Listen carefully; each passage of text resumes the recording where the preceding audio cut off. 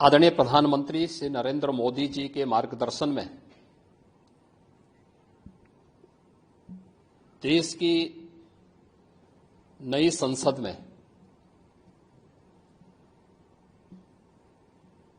माननीय वित्त मंत्री जी ने देश का आम बजट प्रस्तुत किया है। यह बजट सर्वस्पर्शी, सर्वसमावेशी, विकासोन्मुख 140 करोड़ भारतवासियों की आशा, आकांक्षा और अमृत काल के संकल्पों को पूरा करने वाला सिद्ध होगा। आम बजट 2024-25 आत्मनिर्भर एवं विकसित भारत के निर्माण का एक आर्थिक दस्तावेज है। इस आम बजट में अंत्योदय की पावन भावना, विकास की असीम संभावना और नवोन्मेष की नवदृष्टि है। इस आम बजट में अन्नदाता किसानों की समृद्धि के लिए 1,52,000 करोड़ रुपए, कृषि और सहायक सेक्टर के लिए, महिला सशक्तिकरण के लिए 3 लाख करोड़ रुपए से अधिक का प्रावधान किया गया है।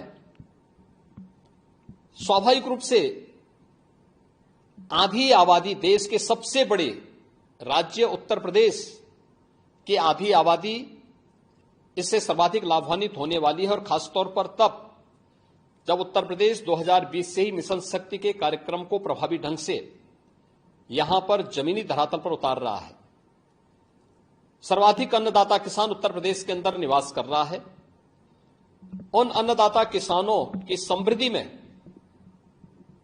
आज संसद में प्रस्तुत आम बजट प्रत्यक्ष कर यानी इनकम टैक्स में जो नए टैक्स स्लैब की घोषणा हुई है, ये सभी अभिनंदनीय है, स्वागत योग्य है।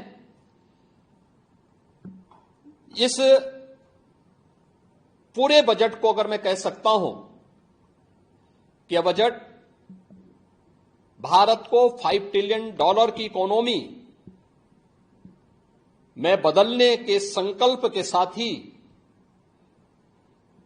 दुनिया के ग्रोथ इंजन के रूप में भारत की भूमिका को और विकसित भारत की संकल्पना को साकार करने का एक आर्थिक दस्तावेज के रूप में यह देश की संसद में प्रस्तुत किया गया है। इस 140 करोड़ जनता जनार्दन के लिए समर्पित,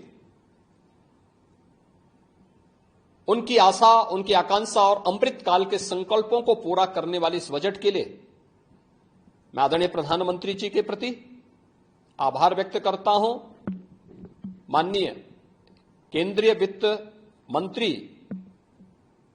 माननीय श्रीमती निर्मला सीतारमण जी को और उनकी पूरी टीम का मैं अभिनंदन करता हूं।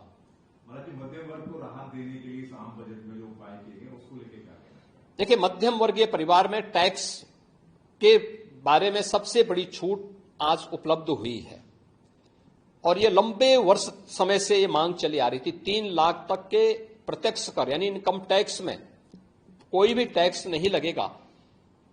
इसके साथ साथ अन्य जो स्लैब भी दिए गए हैं वे काफी राहत भरे हैं। अलग अलग सेक्टर के लिए जो प्रावधान किए गए हैं, गांव के लिए, गरीब के लिए, किसान के लिए, नौजवान के लिए, एमएसएमई सेक्टर के लिए, ये लाखों नौकरियों को क्रिएट इससे होगा। इंडस्ट्री के लिए जो प्रावधान किए गए हैं, मुझे लगता है ये सभी स्वागत योग्य हैं, और नौजवानों के लिए, समाज के हर तबके के लिए, महिला सशक्तिकरण के लिए, अन्नदाता किसानों के लिए, सभी तबके के लिए जो कुछ भी प्रावधान इसमें किया गया है, मैं कह सकता हूं कि यह राम राज्य की अवधारणा को साकार करने वाला एक सर्वस्पर्शी, सर्वसमावेशी और विकासोन्मुख बजट के रूप में यह मोदी 3 का यह पहला बजट जाना जाएगा।